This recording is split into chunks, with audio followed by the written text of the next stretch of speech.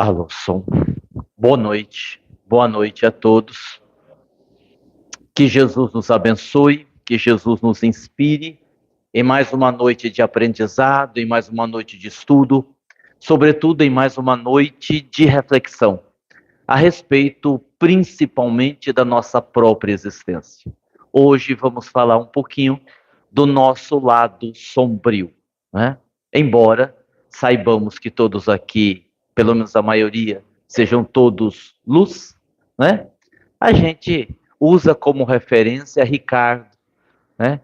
Do que seja sombra, né? Para a gente entender, porque a gente não tem essas coisas.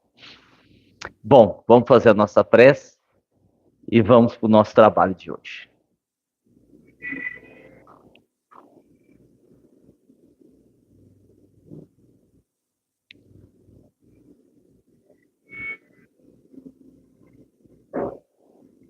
A partir de agora, sobretudo de uma forma respeitosa, vamos silenciando externa e internamente, demonstrando o nosso respeito, a nossa consideração pela casa e, consequentemente, pela equipe espiritual que nos assiste. E quando usamos a palavra assiste, estamos querendo dizer a equipe que cuida de nós, que nos envolve na energia, que nos auxilia na tranquilidade necessária para o ambiente e que através dos passistas mais tarde, após a palestra, vai transmitir a nós as boas energias através do paz, concluindo com a água fluidificada, que é sempre energizada, com componentes, com medicamentos da vida espiritual, e que de alguma forma, uma vez ingerida, vai nos beneficiar dentro das nossas necessidades. A casa espírita, como sendo a representante da doutrina dos espíritos, representa também a ponte entre os dois planos da vida, a conexão entre o material e o espiritual. É no interior de uma instituição como essa, que embora não estejamos vendo, embora não possamos tocar, embora os espíritos não sejam palpáveis, sabemos da presença deles, sabemos da importância dos mesmos e do quanto, não só nesse momento, mas em vários da nossa existência, eles nos ajudam, nos auxiliam em nossas necessidades. Que a paz do Cristo permaneça conosco, agora e sempre, que assim seja.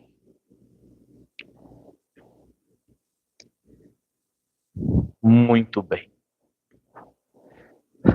Jung, certa feita, propôs uma pergunta. Nós possuímos uma sombra ou a sombra nos possui? E se vamos fazer uma reflexão em torno disso, vamos começando a vislumbrar a complexidade da mente humana, ou a complexidade do próprio ser humano. Porque nós conseguimos ser, e quando eu digo nós conseguimos ser, evidentemente é que eu estou generalizando. Nós conseguimos ser pessoas que podemos amar a humanidade, mas não conseguimos amar o ser humano, o indivíduo que compõe essa humanidade. Nós somos muitas vezes pessoas capazes de chorar ao ver o fogo consumindo a Amazônia, mas somos os mesmos que mantemos pássaros cativos em gaiolas, somos os mesmos que batemos palmas para touradas ou montarias que fazem os animais sofrerem. Nos sensibilizamos quando vemos o fogo destruindo tudo, mas somos incapazes de parar na rua para ajudar um animal ferido. Fazemos críticas veementes aos políticos corruptos, mas se tivermos a oportunidade, vamos dar um jeito de furar a fila, seja qual fila for, para passarmos na frente. E nós então poderíamos dizer que isso tem um pouco a ver com a nossa sombra, com esta mistura que somos, de sombra e de luz.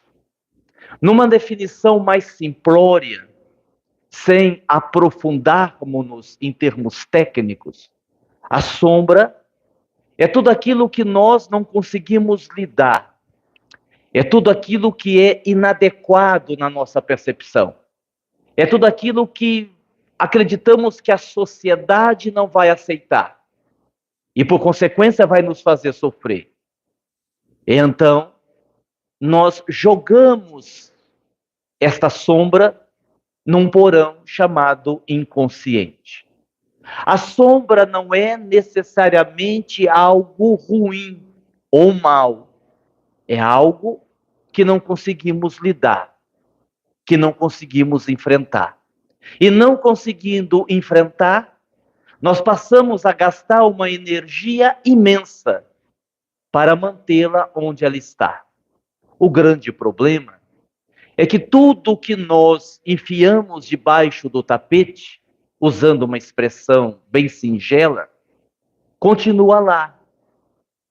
Se uma pessoa, e aqui é um exemplo obviamente fictício, não acreditamos que nenhuma dona de casa vai fazer isso, mas se uma dona de casa, com preguiça de varrer toda a casa, varre alguns cômodos e empurra a poeira para debaixo do tapete, ainda que a casa aparentemente esteja limpa, mas a sujeira está lá.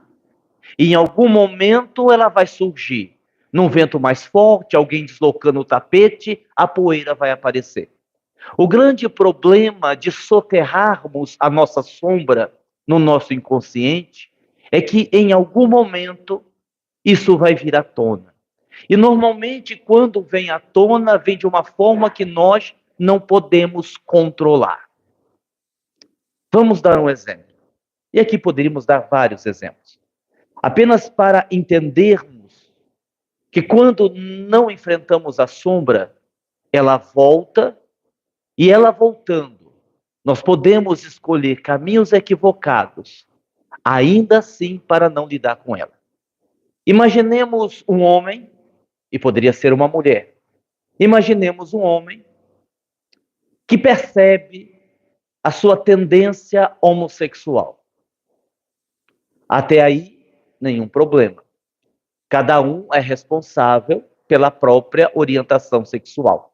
Não existe nenhum problema nesse sentido. Mas, para ele, o nosso exemplo fictício, há um problema. Porque ele começa a pensar que o seu pai não vai aceitá-lo, ele começa a refletir no preconceito da sociedade, ele começa a vislumbrar uma vida bem mais complicada. E imaginemos aqui que ele mora numa cidade pequenina do interior, onde ali talvez o preconceito seja maior. E com medo de lidar com a sua natureza, com a sua orientação sexual, numa tentativa de fugir disto, ele joga isto para o porão, para o inconsciente. Sua sombra, não a homossexualidade, mas a dificuldade em lidar com ela. E para tentar superar a situação, casa-se com alguém do sexo oposto, para tentar provar a ele mesmo que aquilo não passa de uma bobagem, coisa da sua cabeça, mas que não é real. em algum momento, aquele desejo que está lá no inconsciente, que não foi enfrentado, que ele não quis lidar, começa a vir à tona. Muito provavelmente na forma de um desejo sexual, obviamente por uma pessoa do mesmo sexo, já que ele tem essa orientação sexual. E ainda na dificuldade de enfrentar essa sombra, ele faz uma escolha de viver uma vida dupla, para não ter que lidar com a sombra, para não ter que lidar com a situação, para não ter que enfrentar as dificuldades que com certeza ele teria. Ele continua mantendo as aparências, casado com alguém do sexo oposto, mas na surdina. Ele mantém uma relação onde ele possa ter um prazer sexual verdadeiro com alguém do mesmo sexo, porque é isso que lhe satisfaz. E aí então, não enfrentando a sombra, ele cria um problema maior, porque ela volta na forma de um desejo, que é muito natural, é instintivo, todos nós os temos, e aí então ele complica a sua própria caminhada evolutiva. Então, sombra é definida principalmente por Jung, que foi um dos grandes estudiosos sobre a sombra, define-se desta forma. E aí, usando como referência uma grande psicanalista brasileira, a senhora Débora Damasceno, nós elaboramos aqui algumas questões para respondermos e, dessa forma, tornar a nossa reflexão mais simples e mais fácil. Porque eu posso dizer uma coisa para vocês, com profundo conhecimento de causa. A psicanálise é muito difícil. Entender Freud é altamente desafiador. Existem alguns conceitos de Freud, conceitos que são relevantes até os dias atuais, muito difíceis de compreender. A psicanálise, ela explica muita coisa, mas entender o seu funcionamento é muito complexo. É bem verdade, e nós falávamos sobre isso outro dia, que as interpretações equivocadas podem levar-nos a um entendimento também equivocado. E isso não é só em relação à psicanálise, mas em tudo. Nós que somos espíritas, a depender do nosso entendimento, a depender da nossa interpretação, nós acabamos tomando um caminho um tanto que distante da realidade. Outro dia uma pessoa me perguntava, se eu ficar grávida, eu posso continuar trabalhando como médico? Pode, a menos que você tenha uma gravidez de risco e que o médico lhe diga que você precisa fazer repouso. Sim, mas se eu engravidar, eu não vou trabalhar como médico, porque eu vou me sentir insegura. E eu então respondi, então você nem deveria ter perguntado a minha opinião. Porque se você já tem a sua própria opinião, e se trabalhar como médium vai lhe deixar insegura, melhor que você fique em casa mesmo. Agora, se você estiver perguntando o que eu acho, como dirigente espírita, que trabalho com médiums, eu estou lhe dando a resposta pela qual eu tenho conhecimento. Isso não tem implicação nenhuma. Então, são as interpretações. É comum as pessoas dizerem que Freud não acreditava em Deus. É bem verdade que Freud não entrou no campo religioso, mas Freud tinha um pensamento que normalmente o adulto, o ser humano, ele quase sempre materializava comportamentos infantis. E ao produzir comportamentos infantis, tínhamos adultos à semelhança de crianças, fazendo birras, querendo aquilo naquela hora, como nós temos até os dias atuais. E na relação com Deus, também, aquela época, e até hoje, muitas vezes somos crianças em busca da proteção paterna de Deus, exigindo que Deus nos proteja e nos dê aquilo que nós queremos. Então, Freud, ao ser crítico à religião, ele era crítico neste sentido. dessa forma infantil que o ser humano geralmente se relaciona com Deus. E não propriamente ele tinha um problema com Deus. Dito isso, vamos aqui à primeira pergunta. Muito interessante. O que é o recalque? Falamos da sombra, daquilo que nós não conseguimos lidar, que nós empurramos para o inconsciente. O recalque ou a repressão é justamente este movimento de empurrar para o inconsciente aquilo que não queremos lidar. E aí a gente vai percebendo que, ainda que nós coloquemos isso lá no porão, isso, e quando eu digo isso, eu estou me referindo aqui às nossas possíveis sombras, isso começa a vir à tona. Por exemplo, com um xiste. O que é um xiste? Um xiste é um gracejo, é uma brincadeira. Então, olha como o inconsciente é poderoso. O médico diz assim ao marido, após examinar sua esposa: puxa, examinei sua esposa e eu não estou gostando dela.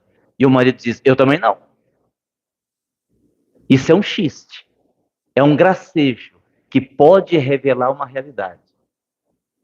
A psicanálise fala disso, que às vezes a nossa brincadeira, ela acaba, e nem a própria pessoa às vezes percebe isso, mas a nossa brincadeira, o nosso xiste, é uma manifestação do nosso verdadeiro desejo. Como, por exemplo, o ato falho. O ato falho é aquilo que você deseja, mas não poderia falar. Então a Maria namora o Zé e é feliz com o Zé. E depois de ter uma noite muito feliz com o Zé, diz: ai, que maravilha, João. Opa, João não. É Zé. Né? E João é o ex-namorado. Né? Aí é um ato falho. Né? E muitas vezes, sim, esse ato falho é uma manifestação do inconsciente colocando a gente em xeque-mate. Então, o xiste, a brincadeira, o gracejo, o ato falho. Por exemplo, é muito saudável brincar. E aqui, assim, a gente está pensando aí alguns exemplos para a gente ir tendo uma ideia, tá? Não quer dizer que o que eu estou dizendo seja sempre isto. Ah, minha mulher errou meu nome. Vou um ato falho, então eu vou descobrir quem é esse cara que ela falou o nome, que ela deve gostar dele. Eu não estou dizendo isso. Eu estou dizendo que o ato falho pode ser uma manifestação do inconsciente. Como, por exemplo, aquela pessoa, até que de uma forma inconveniente, sempre está fazendo brincadeiras, piadas relacionadas ao sexo. Sempre que vai vir uma piada, todo mundo já sabe, vai envolver sexo. E talvez aí esta brincadeira, com uma conotação sexual, sendo repetida sempre, seja uma manifestação do inconsciente, dizendo que esta pessoa tem uma dificuldade nessa área que ela ainda não sabe lidar. E essa sombra está lá dentro e está se manifestando por esses escapes.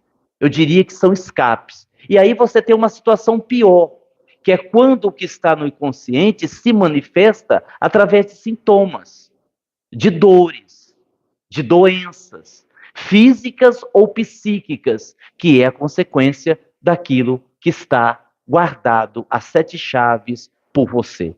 Então, toda vez que a gente ouvir essa palavra, recalque ou repressão, estamos falando disso, daquilo que está guardado às 7 chaves dentro de nós, que acaba escapando aqui ou ali, por um gracejo, por uma brincadeira, por um ato falho ou por um sintoma. E aí, quando você começa a ter o sintoma, aí a situação é um pouquinho mais grave.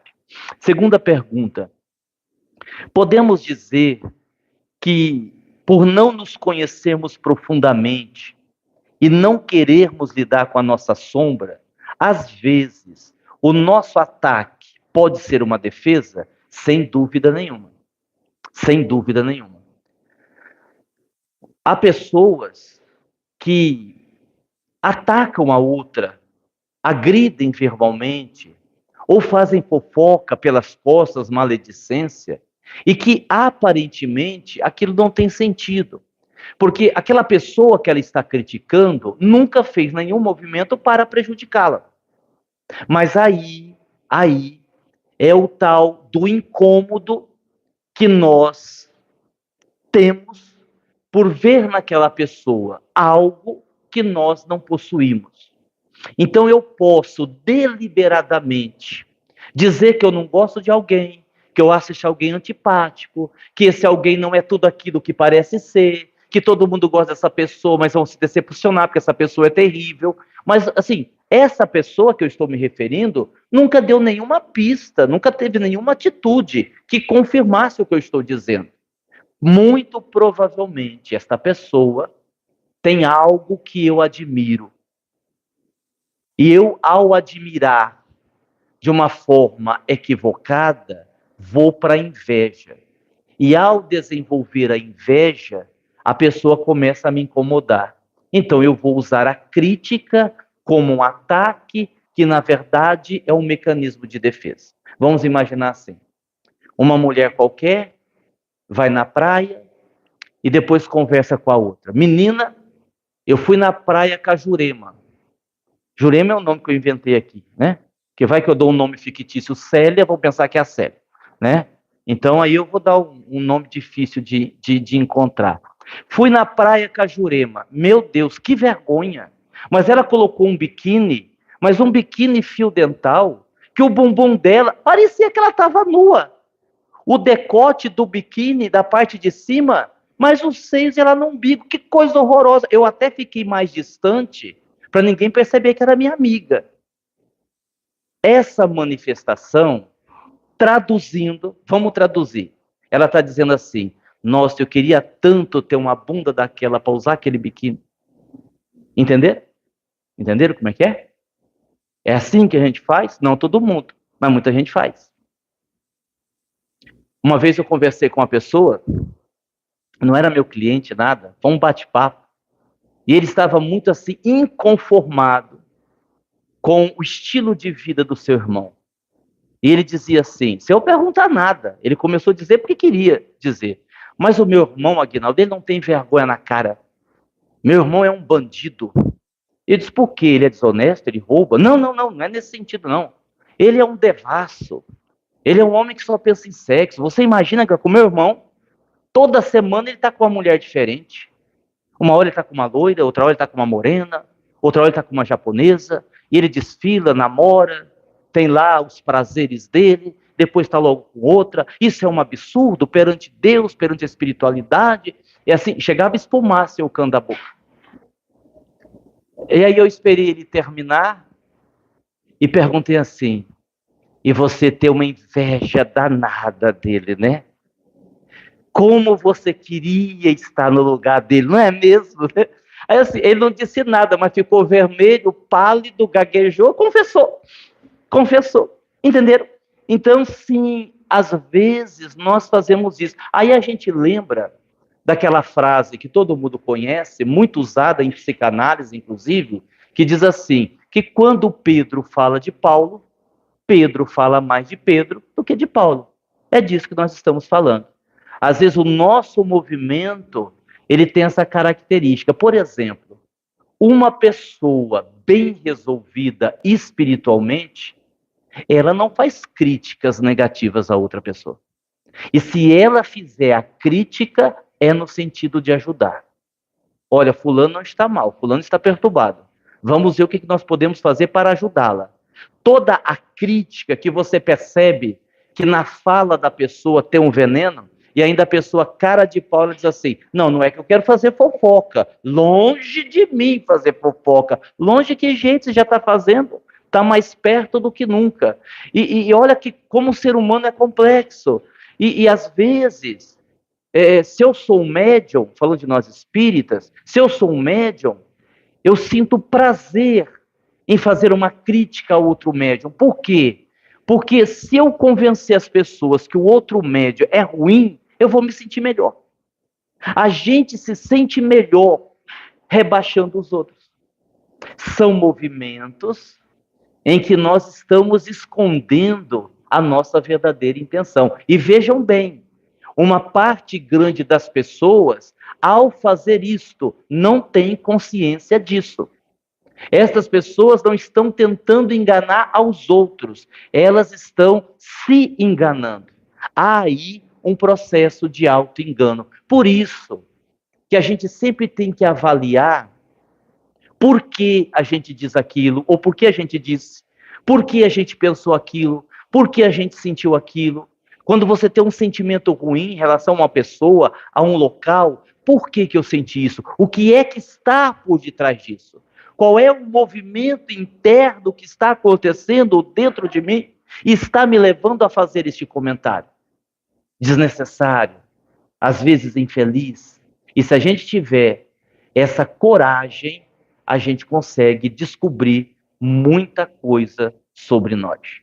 Eu li outro dia no livro, um livro muito extenso sobre sombra, é um tratado sobre sombra, um dos autores do livro afirmando que o grande fardo do autoconhecimento é a sombra. É você tomar contato com isso. É isto, por exemplo, que uma terapia te induz ou te conduz, este contato com a sua sombra. E aí então a gente vai vendo os mecanismos de defesa acontecendo. Salvo exceções, quando a pessoa sempre atrasa na terapia, ou quando a pessoa sempre esquece da terapia, é um movimento do inconsciente informando que ela não quer a terapia. E ainda que a pessoa diga, não, eu quero muito, é que foi um esquecimento mesmo. Conscientemente ela até pode pensar isso, mas já há um movimento interno nesse sentido. Quantas vezes isso acontece conosco? Não é? Eu digo assim para Célia, puxa Célia, eu estava aqui observando, você anda muito triste, você anda muito desanimada, você está com o semblante carregado, você não está quase conversando com ninguém. O que está acontecendo? Porque essa coisa de tristeza é muito ruim. O que eu estou fazendo? Eu estou convidando a Célia a olhar para ela. Aí ela vai dizer assim, Aguinaldo, falando em tristeza, eu tenho uma vizinha, menino, você vê. Mas essa é triste, viu? Ela chora o dia inteiro, desde que o marido dela morreu, ela chora. E aí a Célia vai contar toda a vida da vizinha. E por que a Célia vai fazer isso? Para não ter que olhar para ela, para não ter que falar da tristeza dela. São os mecanismos de fuga que nós vamos usando e às vezes sem perceber. Próxima pergunta. Podemos afirmar que a figura do Satanás é uma ilusão? Eu não acho. Eu conheço um monte de gente encarnada que parece Satanás. De corpo mesmo, né? Que mora aqui na Terra, que está encarnado aqui. Vamos deixar. Mas eu não pensei em ninguém, não, tá? Só para vocês ficarem tranquilos. Vamos esquecer a figura do Satanás. Deixa o Satanás lá na igreja. Satanás é da igreja. Vamos pegar espíritos inferiores, tá? Vamos pegar o obsessor. É uma linguagem mais aqui próxima da gente. Não, nós não podemos dizer que os obsessores representam uma ilusão. Claro que não, né? Os processos obsessivos que podem acontecer e acontecem, eles são graves e gravíssimos. Só que, e aí é que está o problema, a gente não pode imaginar que o obsessor é o ponto de partida. Aí há uma ilusão. Em 2018, uma pesquisa de 2018 para 2019, ela já é antiga, de 2018 para 2019, nós estamos em 2024. A pesquisa feita naquela data mostrou que no mundo acontecia um suicídio a cada 40 segundos. Acreditamos que isso deve ter aumentado muito. Não é um suicídio a cada 40 minutos, é um suicídio a cada 40 segundos. E se você imaginar que nesses suicídios possa ter a colaboração de um espírito inferior, está certo, pode mesmo. Mas não que é o espírito responsável pelo suicídio. Então o que acontece? É a mesma linha de raciocínio. Então vamos imaginar outra situação. Agora nós imaginamos o homem, agora vamos imaginar uma mulher. Ela tem um casamento péssimo, Péssimo no sentido de que o marido não a respeita. Ela, inclusive, já descobriu vários casos extraconjugais dele. Não foi um nem dois, foram vários. Ele tem uma postura grosseira e isso faz ela sofrer muito, é lógico, é claro. Esse comportamento do marido provoca nela, na esposa, que tipo de sentimento? Mágoa, provavelmente mágoa. Tristeza, provavelmente tristeza.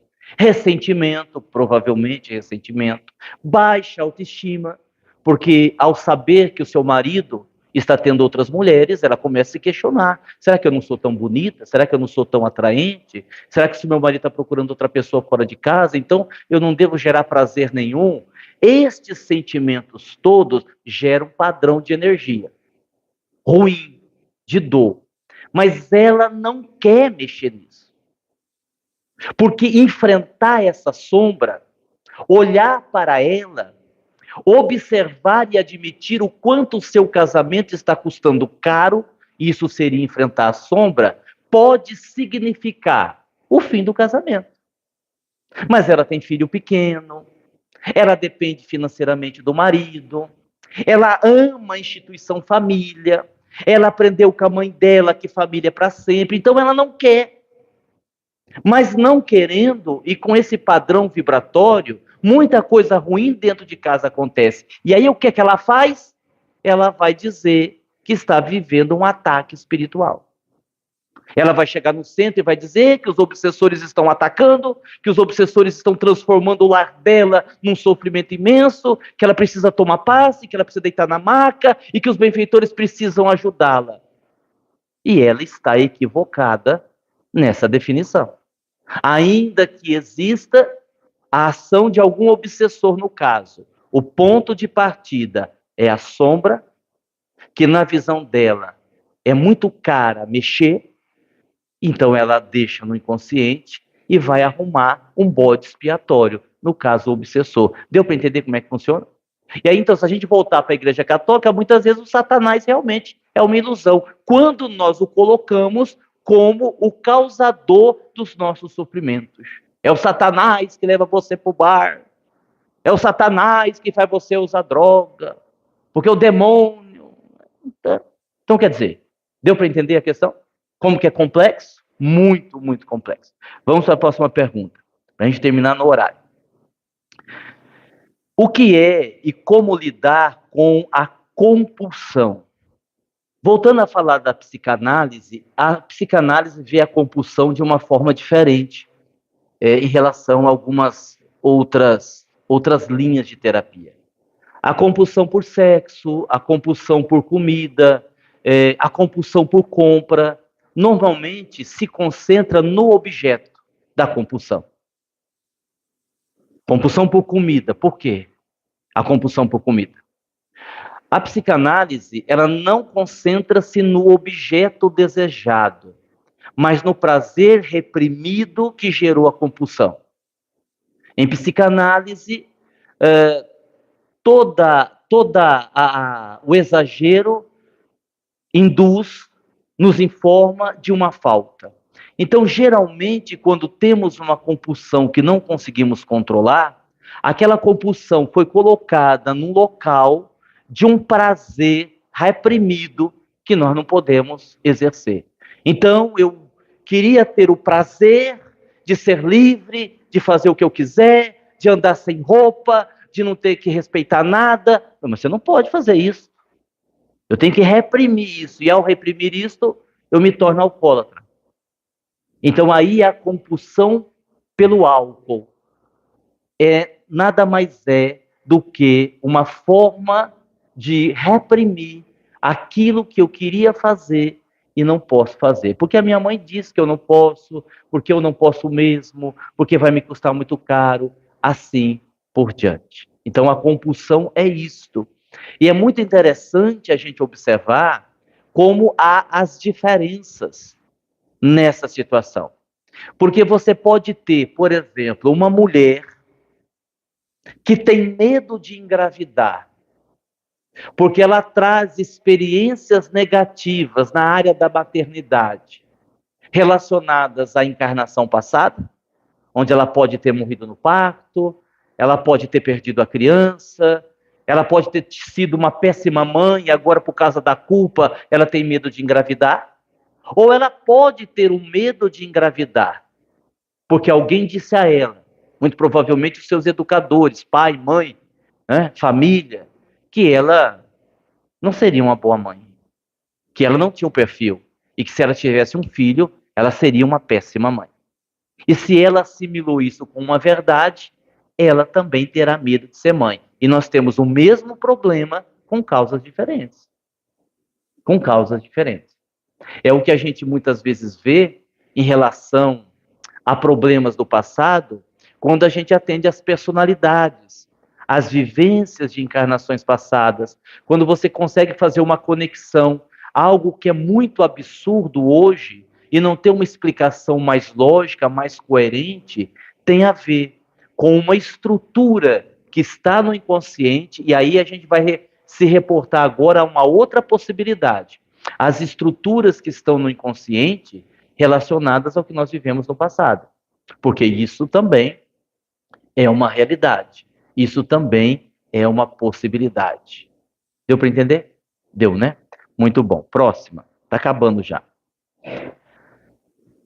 É correto, diante de uma provocação, guardar silêncio? Mais ou menos, né? Lacan, Jacques Lacan, que foi um psicanalista francês, ele escreveu e disse que muitas vezes as nossas doenças são as palavras não faladas. Que as nossas doenças são o reflexo daquilo que a gente não falou. Então, assim, eu posso guardar silêncio para evitar o conflito. Mas eu também posso entrar em conflito por ficar em silêncio. Certo? São duas faces da mesma moeda. O silêncio para evitar o conflito é bem-vindo, a depender do contexto. Ah, não vou brigar, não. Ah, deixa ele pensar que tem razão. Ah, não, eu me ofendi, mas vou deixar para lá. Não vale a pena. Então, quando você usa essa sabedoria e não dá continuidade a uma briga, por exemplo, você não dá continuidade a uma discussão, vale a pena. Você percebeu que é uma bobagem, é uma imaturidade, outro está nervoso. Beleza, deixa para lá. Valeu. Mas se o seu silêncio não gera o conflito externo da briga, mas gera o conflito interno de você se magoar, de você ficar infeliz, de você não estar bem, aí você tem um problema. Bom, Aguinaldo, mas aí você quer dizer o quê? A gente fala ou não fala? É para falar ou é para ficar em silêncio?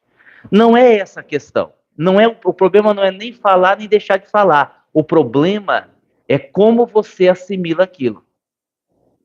Da seguinte forma, uma pessoa mais madura, uma pessoa que já tem os sentimentos bem alinhados, ela não permite que o outro a ofenda. O outro pode dizer o que quiser, ela não assimila, porque é isso. Não é quem diz que vai te ofender, é você pegar ou não aquilo para você. Deu para entender? Deu para entender? Então, assim, o silêncio é e não é bem-vindo, porque depende mais. Ah, eu fico em silêncio, mas ficou extremamente magoado, então não adianta nada. Não, eu não fiquei magoado, mas quebrou o pau. Se tivesse um revólver, dava um tiro no outro. Também não resolveu nada. Então, assim, quando eu consigo criar uma blindagem, a raiva é sua, o dissabor é seu, é você que está nervoso, eu estou bem, fica com isso aí para você. Isso não vai me atingir. Pronto. Aí a gente estaria no nível legal, que a gente pode chegar lá, sem dúvida alguma. Muito bem, vamos para a penúltima. Como é a racionalização? A racionalização é aquilo que eu dei o exemplo aqui da Célia. É mais ou menos isso, você joga tudo para o racional. Eu digo assim, nossa, você está muito triste. E a pessoa diz assim, olha, eu trabalho tanto que eu nem tenho tempo para ficar triste. Ela racionalizou, certo? Ela trouxe para o intelectual. A racionalização, na verdade, é um mecanismo do raciocínio para esconder um problema. Eu digo assim, eu não, né? Que eu não vou dizer isso. Alguém diz, mas menina, você vai continuar casada com esse homem que faz você de gato e sapato? Aí a pessoa diz, mas tem homem muito pior por aí. Né? Ela está fugindo da realidade, né? Ela está dizendo uma coisa que não tem nada a ver com o sofrimento que ela está dizendo. Então, isso é racionalização. E o último, para a gente encerrar, por que geralmente as doenças voltam? Geralmente as doenças voltam porque nós não queremos fazer o esforço de saber por que adoecemos. Nós não queremos fazer o esforço de saber por que as doenças estão ali. Quando se fala em uma doença, o que a gente quer? Eliminá-la. Então eu tenho um câncer, eu preciso eliminar. Seja um tratamento médico, seja um tratamento espiritual, você tira de mim. Eu quero ir no médico e ver que eu estou curado. E a pessoa não vai fazer reflexão. Como esse câncer veio? Será que é por causa do meu estilo de vida? Será que é por causa da minha alimentação? Será que é por causa dos meus pensamentos, das minhas emoções? Será que o fato de eu ser muito explosivo, muito nervoso, pode ter gerado esse câncer em mim? Será que é um karma que eu trago? Se nós fizéssemos esta reflexão e tentássemos entender melhor por que estamos doentes, nós evitaríamos que muitas enfermidades voltassem. Como nós vamos para tentar eliminar, eu só quero deixar de estar doente, a gente não consegue fazer isso. Ou seja, nós vamos para aquela máxima que a gente ouve muito no Espiritismo, não é? Que é o conhecer o porquê, o saber porquê, assim por diante. Para encerrar, eu vou dar uma sugestão básica, simples, que a gente precisa estar atentos. O seriado Chaves, famoso em muitos países, é um seriado mexicano, durante anos foi apresentado na TV brasileira e teve grande sucesso.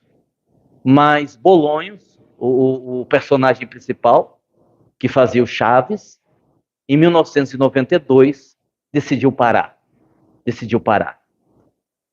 Estranho, porque um seriado que fazia tanto sucesso, é bem verdade que os atores já estavam velhos, muitos já morreram, mas assim, poderia se substituir os atores e continuar o seriado, afinal de contas, tão famoso. Mas houve um motivo principal, que o Bolonhos, o ator que fazia o Chaves, numa entrevista disse: eu me sinto desconfortável.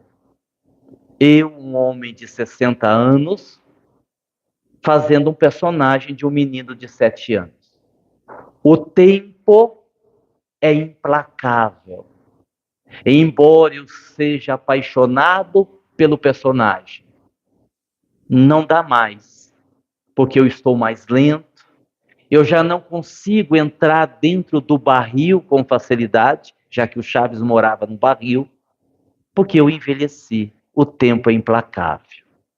E tem uma outra reflexão, e quem tem mais de 40 vai se lembrar, da série de filmes do Sylvester Stallone, do Rocky Balboa, que deve ter até o 6º ou o 7º. Eu sou dessa época, do Rocky Balboa.